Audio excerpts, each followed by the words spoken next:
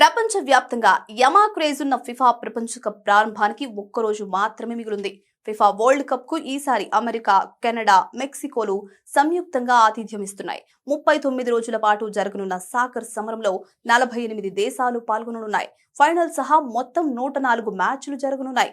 మ్యాచ్ల నిర్వహణ, ఆరంభ వేడుకలకి పెద్ద మొత్తంలో ఖర్చు చేసే ఫిఫా నిర్వాహకులు టోర్నీలో విజేతగా నిలిచే జట్టుతో పాటు రన్నరప్ సహా సెమీ ఫైనలిస్టులు, క్వార్టర్ ఫైనలిస్టులు, గ్రూప్ దశలో వెనుదిరిగే జట్లకు అందించే ప్రైజ్ మనీ ఏ రేంజ్ లో ఉంటుందో ప్రత్యేకంగా చెప్పాల్సిన అవసరమే లేదు. అయితే 1998 వరకు ఫిఫా ప్రపంచ కప్ ప్రైజ్ మనీ సాధారణంగా ఉండేది. అయితే 1998 ప్రపంచ కప్ ముగిసిన తర్వాత ప్రైజ్ మనీ విలువ భారీగా పెరిగిపోయింది. ప్రస్తుత ఫిఫా వరల్డ్ కప్ లో మొత్తం ప్రైజ్ మనీ విలువ 655 మిలియన్ అమెరికన్ డాలర్లు, అంటే భారత కరెన్సీలో సుమారు 6,000 కోట్ల రూపాయల పైమాటే.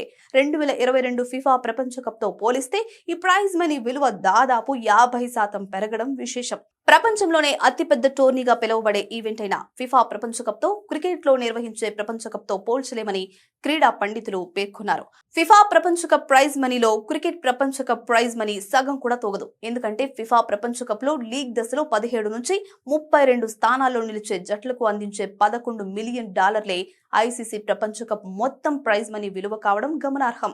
అందుకే ఐసీసీ ప్రపంచ కప్ విలువను ఫిఫా ప్రపంచ కప్ విలువతో పోల్చడం సరికాదు. ఇక ఫిఫా ప్రపంచ కప్ ప్రైజ్ మనీ అయిన 655 మిలియన్ అమెరికా డాలర్లను టోర్నీలో ఛాంపియన్స్ గా నిలిచే జట్టు నుంచి లీగ్ లో ఆఖరి స్థానంలో నిలిచే జట్లకు ఎలా పంచుతారనేది చూస్తే ఛాంపియన్స్ కు 50 మిలియన్ డాలర్లు, రన్నరప్ కు 33 మిలియన్ డాలర్లు, 3-4 స్థానాల వారికి 27 మిలియన్ డాలర్లు, 5 నుంచి 8వ స్థానం వారికి 19 మిలియన్ డాలర్లు, 9 నుంచి 16వ స్థానం వారికి 15 మిలియన్ డాలర్లు, 17 నుంచి 32వ స్థానం వారికి 11 మిలియన్ డాలర్లు, 33 నుంచి 48వ స్థానం వారికి 9 మిలియన్ డాలర్లు.